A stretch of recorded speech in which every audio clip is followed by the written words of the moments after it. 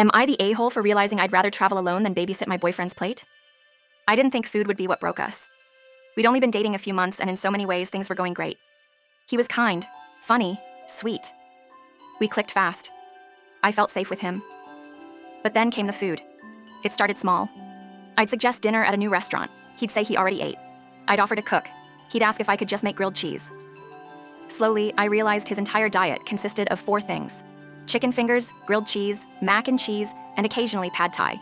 No vegetables, no fruits, no curiosity. At first, I told myself it didn't matter. I eat everything, but we all have our quirks, right? I figured it was just something we'd work around. But then I started noticing something else. He didn't just prefer those foods. He panicked around anything else. We'd go out and he'd frown at menus.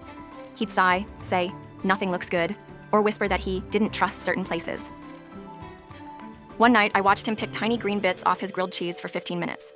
They were chives. So when I started planning a trip, my dream vacation, I was torn.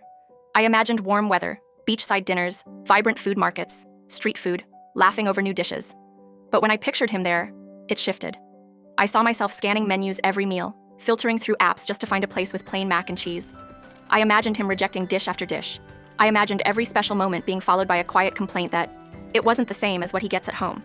And worse, I imagined myself carrying that frustration silently, not wanting to seem selfish, not wanting to ruin the trip, but already knowing it would be ruined for me.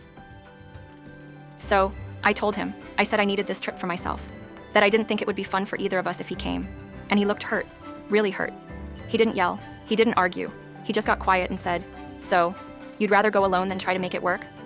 And in that moment, my heart ached, because the answer was yes. I tried to push the guilt away, but it lingered. Was I being shallow? Was I really letting something like food come between us? But then I thought about the bigger picture.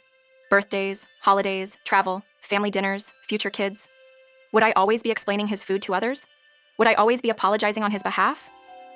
So I made the call, and I went on the trip. And somewhere between the food stalls and the open-air cafes, I felt free. I tasted everything. I laughed, I breathed, and I realized something.